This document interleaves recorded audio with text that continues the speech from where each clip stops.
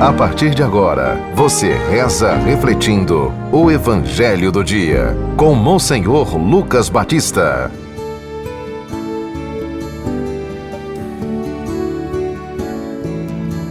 O Senhor esteja convosco.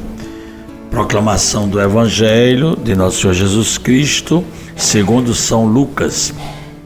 Conclusão do capítulo 21, do versículo 29 a 33. Naquele tempo, Jesus contou-lhes uma parábola. Olhai a figueira e todas as árvores. Quando vedes que elas estão dando brotos, logo sabeis que o verão está perto.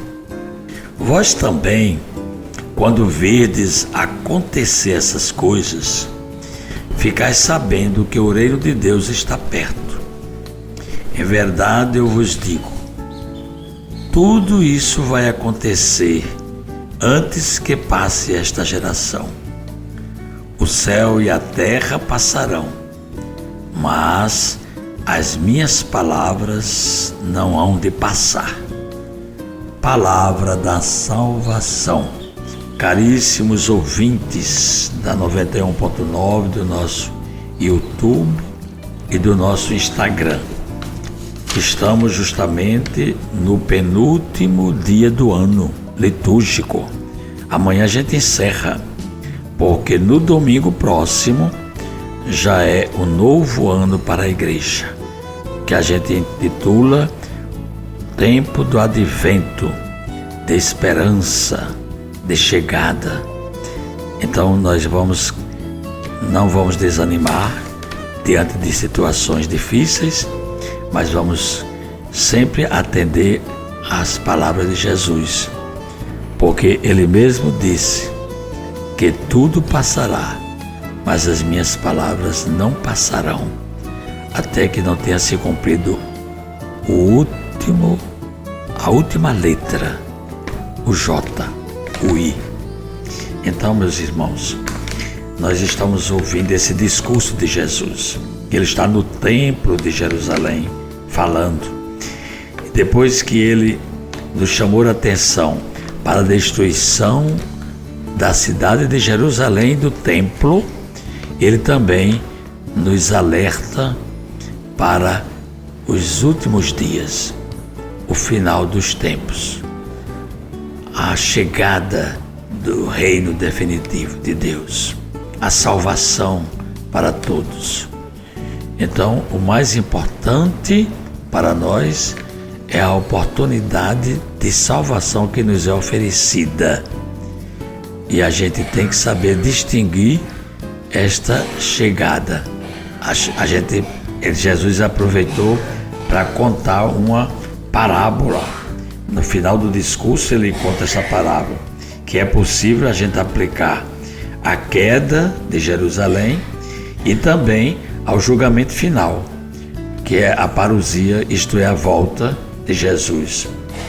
É uma mensagem de esperança e libertação. A destruição de Jerusalém, ela forçou a igreja, que estava nascendo, né, porque foi já no ano 70, já havia 70 anos da igreja, do cristianismo. Então, aquela destruição fez com que a igreja se desprendesse do judaísmo e se abrisse decididamente aos povos do mundo inteiro. Jesus mesmo disse: ide pelo mundo inteiro, pregai o evangelho a toda criatura. E nos Atos dos Apóstolos a gente encontra esta palavra: serão minhas testemunhas até os extremos da terra. Por isso, toda a evangelização, todo esse trabalho que a gente tem de reuniões, de celebrações, de encontros, de procissões, de festa, de padroeiro, é uma forma de manter esse reino de Deus sempre presente no meio e com eficácia. Portanto, a presença efetiva do reino de Deus e a chegada do dia do Senhor, a certeza das palavras que não passam, tudo isso vai exigir de nós o quê? Porque a gente ouve, não é, essas reflexões, mas não é só para ouvir. A gente deve fazer uma pergunta na cabeça da gente, deve ter uma pergunta: para que é que eu estou ouvindo este evangelho? Por que é que eu leio a palavra de Deus? Então tudo isso vai exigir de mim, de você, estarmos prontos. As palavras são estas: prontidão, vigilância e oração. Então sempre prontos, vigilantes 24 horas e oração, porque não podemos ficar sem ter a oração, um diálogo com Deus. Nós nos colocamos diante de Deus, não precisa dizer palavras, porque às vezes as pessoas dizem que não sabem nem uma oração decorada, às vezes não sabe a Ave Maria, não sabe o Pai Nosso, não sabe a Salve Rainha, não sabe o Credo, não sabe o Eu Pecador, não é? Mas não precisa saber decorado, é preciso que você se coloque numa atitude de oração. Quando o Evangelho diz assim: quando você quiser orar, vá para o seu quarto, tranque as portas e reze em segredo ao Senhor, porque o Senhor conhece os nossos corações e sabe do que nós necessitamos. Aí tem muita gente que pensa que é assim: é para trancar a porta do quarto, aí não quer ir mais para canto nenhum para rezar, fica trancado dentro do quarto. Não, é o seu íntimo, é o seu interior, não é o quarto que você dorme, que você vai trocar de roupa. Não, é o seu interior, é a sua pessoa. Por isso que ali você deve rezar onde você está, numa praça, não é?